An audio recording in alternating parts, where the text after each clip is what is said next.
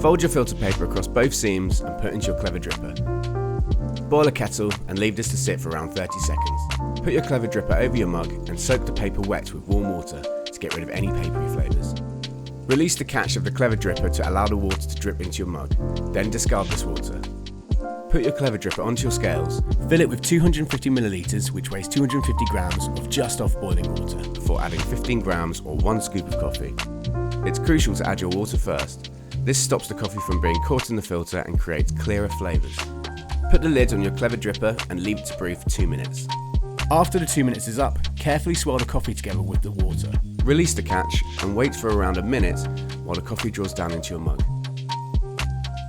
Enjoy your coffee.